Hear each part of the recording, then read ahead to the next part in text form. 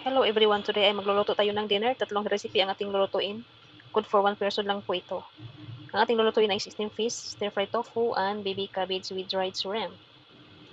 Ang una kong lulutuin itong baby cabbage with dried shrimp kasi medyo matagal itong maluto. Maglagay lang tayo ng mantika. Ano ilagay yung dried shrimp? Yung dried shrimp, binabad ko po yan sa tubig para lumambot. And then, fry lang ng konti. And then, ilagay yung cabbage. Baby cabbage yung ating lulutuin.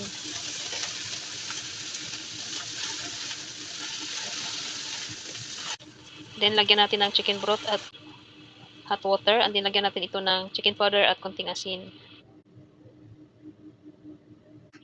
Lutuin ito hanggang sa lumambot yung gulay. After ilang minuto, luto ng ating gulay, guys.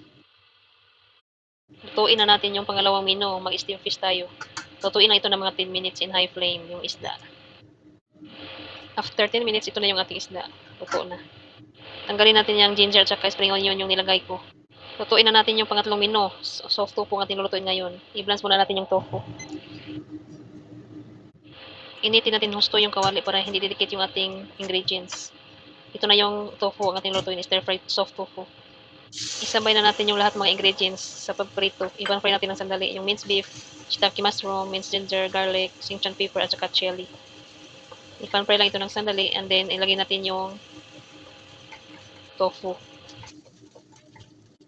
Ilagay na natin yung tofu na i-blanch natin kanina. And then lagyan natin ito ng cooking wine. Then konting chicken broth and then hot water. Then dark soy sauce and light soy sauce. And chicken powder and ground white pepper. Kung medyo maalat na lagay mo, lagyan mo ng konting sugar para hindi medyo maalat. And then pakuluan lang ito ng mga about 5 minutes. After 5 minutes, ito ng ating stir-fry soft tofu. Lagyan mo ng konting spring onion and then lagyan mo ng cornstarch with water to thicken the sauce. Konting cornstarch ang ilagay.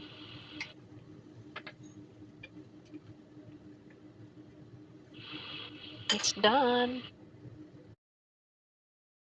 Yung steamed fish, hindi pa yun natapos. Mag-init tayo ng mantika. Yung isda, nilagyan ko ng spring onion sa top niya. And then ilagay yung mainit na mantika.